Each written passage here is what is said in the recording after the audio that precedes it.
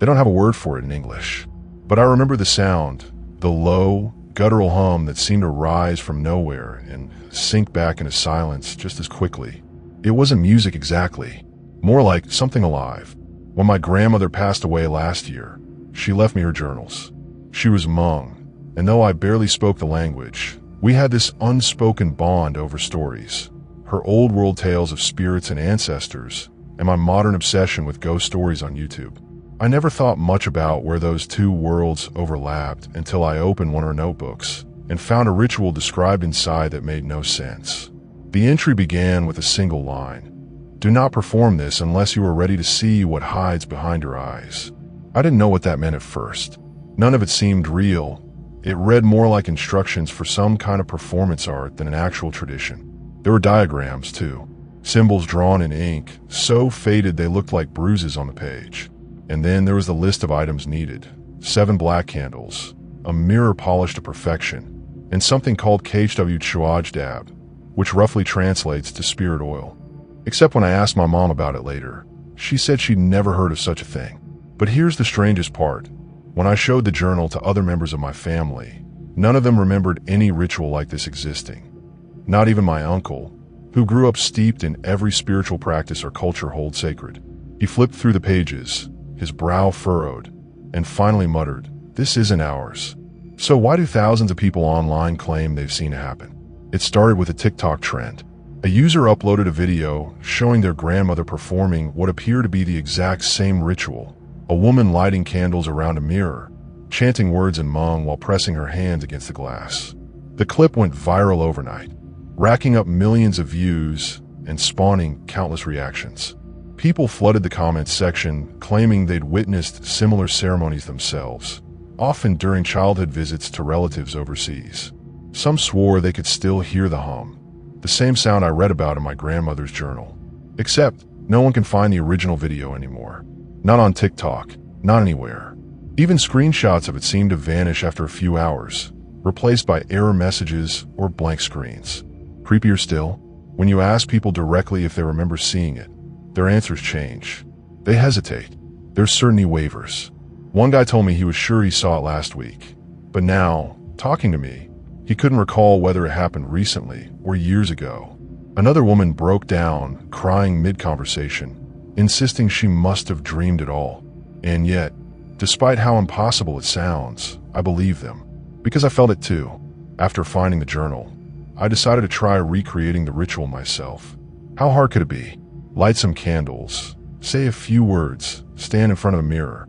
What's the worst that could happen? So I gathered everything I needed. One trip to a specialty store for the candles, another to a flea market for the mirror, and set everything up in my bedroom late one night. At first, nothing happened, just me staring at my reflection, feeling increasingly ridiculous. Then, out of nowhere, the hum came, low and resonant, like a bass note struck deep within the earth. My chest vibrated with it, and suddenly, the air smelled wrong, sharp, metallic like blood. I wanted to stop, but my body wouldn't obey. My hands pressed flat against the mirror without me willing it, and that's when I saw it. Not my reflection, something else. A face emerged beneath mine, pale and distorted, its features shifting faster than I could process. Eyes too wide, lips stretched impossibly thin. It smiled, not kindly, but knowingly, like it recognized me from somewhere long forgotten. And then it spoke. Its voice wasn't loud. It whispered directly into my mind, bypassing my ears entirely. "You shouldn't be here," it said. "None of you should be here." Before I could react, the mirror cracked. Not shattered, just a single jagged line running down its center, splitting both my reflection and the whatever it was right in half. That's when I snapped out of it, stumbling backward, heart pounding. The hum stopped abruptly, leaving only silence. For days afterward, I convinced myself it was stress, fatigue, anything but supernatural, until strangers started messaging me online, asking if I performed the ritual too. They claimed they'd seen posts from me describing the experience, posts I never actually wrote. Screenshots accompanied their messages, each one showing text attributed to my account detailing events I hadn't shared with anyone. Then came the dreams. Always the same, standing in front of the mirror again, except this time, The crack spread across the entire surface, spiderwebbing outward until the glass dissolved completely. On the other side waits the face, not smiling anymore, but watching, waiting. The dreams weren't just dreams. That's what I realized after the third night in a row of waking up with dirt under my fingernails and the faint smell of smoke clinging to my skin. It wasn't coming from anywhere in my apartment. It was on me like I'd been somewhere else entirely while I slept. Somewhere dark, somewhere cold. I tried to ignore it. I told myself it was coincidence, maybe even sleepwalking. But then the messages got worse. Strangers online weren't just asking questions anymore. They were warning me. You shouldn't have done that. One person wrote, "They'll come for you now." Another sent a photo of a cracked mirror identical to mine, except this one had bloody handprints smeared across its surface. The timestamp on the image matched the exact date I performed a ritual, and yet no one could explain how they knew about it, or why. Then there was the voice again, not in my head this time, out loud, clear as day, echoing through my empty apartment at 3 a.m. when I was certain I was alone. "Leave," it said. Just that one word, sharp and commanding, like an order barked by someone standing inches behind me. Except when I turned around, no one was there, but something was moving in the shadows. It started small, a flicker of movement in the corner of my eye, gone before I could focus on it. Then louder noises, footsteps pacing back and forth in the hallway outside my bedroom door. Each step deliberate, unhurried, as if whoever, or whatever, it was wanting me to hear them, to know they were close. One night, I couldn't take it anymore. I grabbed my phone and recorded everything. The creaks, the whispers, the sound of something brushing against my window despite living on the 10th floor. And when I played the footage back later, I saw it, standing in the reflection of my cracked mirror, barely visible but unmistakable. The face. This time, it wasn't smiling or watching. It was reaching out. By now, I'd stopped sleeping altogether. Every hour felt like a lifetime, every shadow a potential threat. I reached out to others who claimed to have seen the ritual online, hoping someone might have answers. Most ignored me, but one woman responded almost immediately. Her name was Mai, and she swore she'd grown up watching her grandmother perform the same ceremony every year during New Year's Eve. Only, she didn't call it a ritual. She called it kumtez, which translates roughly to calling the lost ones. According to Mai, the purpose of kumtez wasn't to summon spirits, it was to send them away. Specifically, the spirits of people who never existed. Souls born without bodies, trapped between worlds, desperate to find a way in.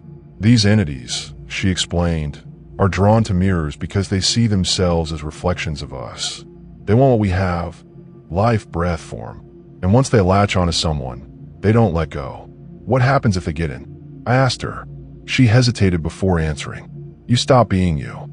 That's when she told me about her cousin, Nung. As a child, Nang used to talk about his other friend who lived in the mirror. At first, everyone thought it was cute, an imaginary playmate, nothing more. But then Nung started changing. His voice grew deeper, his posture stiffer, his expressions colder. By the time he turned 16, he was practically unrecognizable. When I confronted him about it, he simply smiled and said, "He's happier here than I ever was." A week later, Nung disappeared. No note, no explanation, nothing. Just an empty bed and a shattered mirror lying face down on the floor. My story terrified me, not because it was new, but because it confirmed everything I already suspected. Whatever was happening to me wasn't random. It wasn't accidental.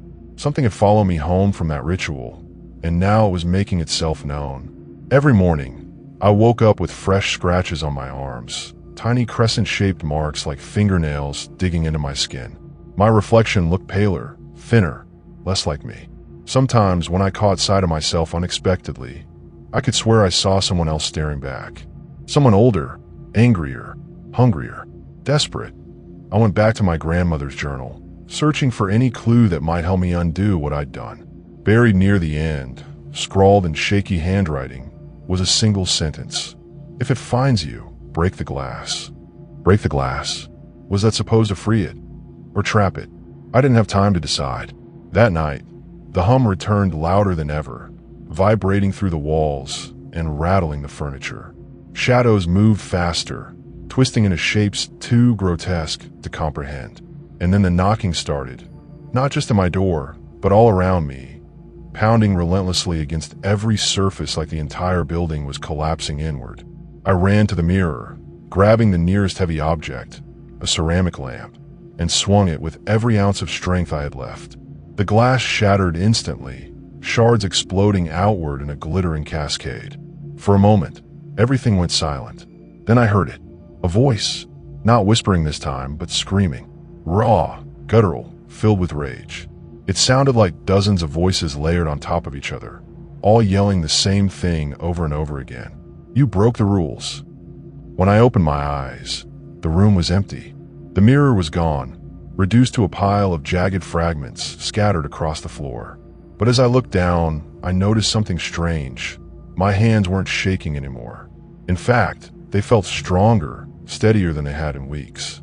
Like they belonged to someone else. Someone who knew exactly what they were doing. The days that followed were different. Not better, not worse, just different. It's hard to explain without sounding insane, but it felt like I was living two lives at once. One where everything seemed normal. I went to work, paid my bills, smiled politely at coworkers who had no idea what was happening inside my head. In another life, a shadow life, that existed just beneath the surface of reality, bleeding through in flashes and fragments. For instance, I'd catch glimpses of myself in reflective surfaces, only to realize too late that the reflection wasn't doing what I was doing. Sometimes it would lag behind slightly, mimicking my movements a fraction of a second too late. Other times, it wouldn't mimic me at all. It would stand still while I moved, or tilt its head when mine remained upright. Once, in the middle of brushing my teeth, I swear I saw it wink at me. And then there were the memories, or rather, the lack of them. Whole chunks of time began disappearing. Minutes, hours, entire afternoons gone without explanation. At first, I chalked it up to stress-induced blackouts, but deep down I knew better. These weren't gaps in my memory, they were overlaps. Someone else was filling them. Mai called me one evening, her voice trembling with urgency. You need to get rid of the pieces, she said. All of them. What pieces? I asked, though I already knew the answer. The mirror, she hissed. Every shard. If even one remains, they'll use it to come back. I froze.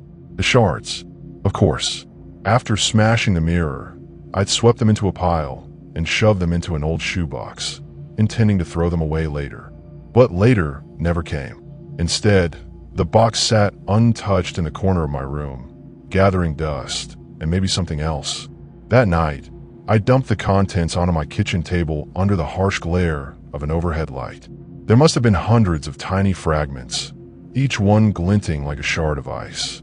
As I stared at them, I noticed something peculiar, faint smudges of color swirling within the glass, almost imperceptible unless you looked closely.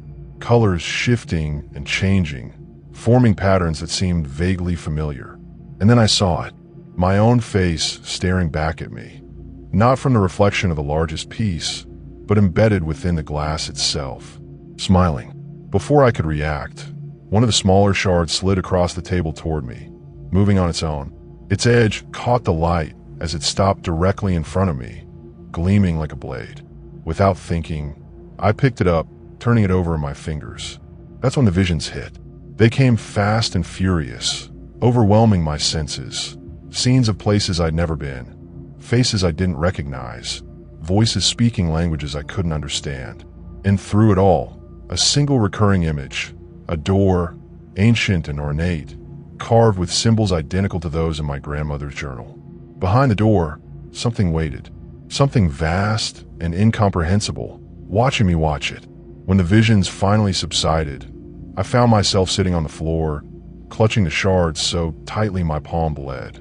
Blood dripped onto the table, pooling around the other fragments, and for a moment, nothing happened. Then, slowly, the blood began seeping into the glass, absorbed like water into sand.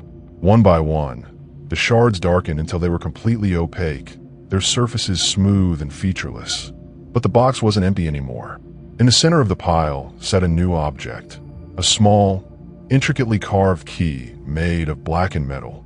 It pulsed faintly in my hand, radiating heat like a living thing. I didn't know what it unlocked, but I knew instinctively that using it would be a mistake. So why did I feel compelled to keep it? Over the next few weeks, strange things started happening, not just to me, but to others. Friends reported bizarre coincidences, like hearing their names whispered in crowded rooms or seeing figures in their peripheral vision that vanished when they turned to look. Strangers online described similar experiences, often referencing dreams of a locked door they couldn't open. Some claimed they woke up holding keys they didn't remember owning. It wasn't long before the theories began circulating. Conspiracy forums lit up with speculation about a mass awakening, a global phenomenon triggered by some kind of collective subconscious event. Others suggested we were being targeted by interdimensional entities, probing our world for weaknesses. A few even proposed that the ritual had somehow created a rift, allowing these beings to slip through unnoticed. But none of that explained why I was at the center of it all. One night, unable to sleep, I decided to test the key. I didn't plan to use it. I just wanted to see if it fit anything in my apartment. Drawer locks, closet latches, even the front door, all useless. But when I pressed it against the cracked screen of my phone, something unexpected happened. The device powered on by itself, displaying a single message in bold white text. "They know you have it." Panic surged through me as I frantically tried to turn off the phone, but it wouldn't respond. The screen flickered, switching to a live feed of my bedroom. Except it wasn't empty. Standing in the corner, partially obscured by shadows, was the figure from the mirror, the same pale, distorted face smiling knowingly at me. Only this time, it wasn't alone. Behind it stood dozens more, their forms indistinct but unmistakably human. Or at least, they used to be. As I watched, frozen in terror, the figure stepped forward, reaching out a hand as if trying to touch the camera. Its mouth opened wide, impossibly wide, and let out a soundless scream that vibrated through my skull like a tuning fork. Then the screen went black. The next morning, I woke up outside. Not in my bed, not in my apartment. Outside, on a park bench miles away, with no memory of how I got there. In my pocket was the key, warm to the touch despite the chill in the air. And clutched in my hand was a scrap of paper bearing a single address written in handwriting I didn't recognize. It wasn't my handwriting, but it was familiar. The address on the paper led me to an old, dilapidated house at the edge of town, a place I'd never seen before but somehow knew intimately. It wasn't just déjà vu. It was deeper than that, like the knowledge had been planted inside me without my consent. As I stood in front of the crumbling structure, its windows boarded up and its paint peeling away in long, jagged strips, I felt a strange pull, as if the house itself were calling to me. I shouldn't have gone inside. Any rational person would have turned around and walked away. But something about that key burned in my pocket, humming faintly against my thigh like a tuning fork resonating with some unseen frequency. The air around me seemed charged, crackling with static electricity that made the hairs on my arms stand on end. Against every instinct screaming at me to leave, I pushed open the creaking front door and stepped into darkness. Inside, the scent hit me first, damp earth and decay, mingled with something metallic that reminded me of blood. The floorboards groaned beneath my weight as I moved further into the house, each step echoing unnaturally loud in the oppressive silence. There were no lights, no signs of modern life, just shadows stretching endlessly across walls covered in faded wallpaper. And yet, despite the gloom, I could see clearly, as though some invisible force illuminated the space just for me. At the center of the room was a door. It wasn't part of the house. It couldn't be. This door looked ancient, carved from dark wood etched with intricate symbols that glowed faintly in the dim light. They matched the ones from my grandmother's journal perfectly. My heart pounded in my chest as I approached it, the key growing hotter with every step until it felt like it might burn straight through my skin. When I reached out to touch the handle, the metal surface rippled under my fingers, soft and yielding like liquid mercury. "Don't!" A voice whispered behind me. I spun around, adrenaline surging, but there was no one there. Just empty space where the rest of the house should have been. Yet the voice came again, clearer this time, layered with echoes that bounced off invisible walls. "You don't belong here." This time I recognized it. It was my voice, but not mine. A distorted version of myself, speaking from somewhere far away, yet impossibly close. I clenched the key tighter, ignoring the searing heat radiating up my arm. "Who are you?" I demanded, my own words trembling in the heavy air. There was no answer, only laughter, low and guttural, rising from nowhere and everywhere at once. It sounded like dozens of voices overlapping, each one mocking me in turn. Then the laughter stopped abruptly, replaced by a single, chilling sentence. "We're what's left of you." Before I could process what that meant, the door swung open on its own, revealing a blinding white light that spilled out into the room like water breaching a dam. Instinctively, I shielded my eyes, but even through my fingers, I could make out shapes moving within the light. Figures walking slowly, deliberately toward me. Their forms were vague, shifting constantly between human and something else entirely. Something wrong. One figure broke away from the group, stepping closer until it emerged fully into view. It wore my face, or at least a twisted approximation of it. Its features were exaggerated, almost cartoonish, with wide, unblinking eyes and a mouth stretched into a grotesque grin. This wasn't a reflection or a doppelganger. This was me, or rather, what I might become if I crossed that threshold. "You already did," the thing said, tilting its head. "You just don't remember yet." And then it lunged. I woke up screaming, drenched in sweat, clutching the key so tightly it left an imprint in my palm. For a moment, I thought I was back in my apartment, safe in my bed.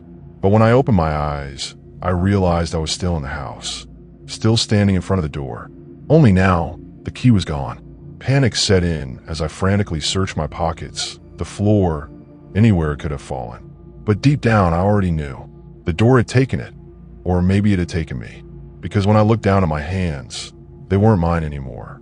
They were thinner, paler, with veins that pulsed faintly beneath translucent skin. And when I caught sight of my reflection in a shard of broken glass lying nearby, the face staring back at me wasn't the one I'd woken up with this morning. It was smiling. Hours passed, or maybe days. Time didn't seem to work the same way here. I wandered aimlessly through the house, which kept changing around me. Rooms shifted positions, corridors stretched impossibly long, and doors appeared where none had been before. Each one led to another fragment of my past.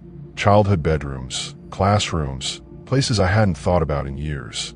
But none of them felt real. The memories they evoked were warped, distorted versions of events I barely recognized. In one room, I found my sitting cross-legged on the floor, surrounded by candles. She looked up as I entered, her expression unreadable. "You shouldn't have come," she said softly. "None of us should have." "What is this place?" I asked, my voice shaking. "It's a trap," she replied, gesturing to the walls. "A prison for things that don't exist. Except," she trailed off, looking at me with pity in her eyes. "Now we do." Her words hit me like a punch to the gut. Suddenly, everything clicked into place. The missing time, the overlapping lives, the faces in the mirror. We weren't being haunted by spirits or interdimensional beings. Those entities weren't invading our world. They were fragments of ourselves, pieces of who we could have been but never were. Trapped between realities, desperate to find a way in. And the ritual? It wasn't designed to summon them. It was meant to keep them out. As realization dawned, the house began to collapse around us. Walls crumbled, floors gave way, and the air grew thick with dust and debris. I grabbed my hand and pulled me toward the exit, or at least where the exit used to be. Instead, we found ourselves standing in front of the door again, its surface now pulsing with a sickly red light. "This is your fault," I shouted over the noise. "You let them in." "I didn't mean to," I yelled back, tears streaming down my face. I didn't know, but she was already fading, dissolving into smoke as the house consumed her. Before I could follow, the door swung open one last time, revealing the same blinding light from before. Except this time, it wasn't inviting me in. It was pulling me forward, dragging me inexorably toward whatever waited beyond. As I stumbled across the threshold, the final piece of the puzzle fell into place. The ritual doesn't exist because it never needed to. We created it ourselves.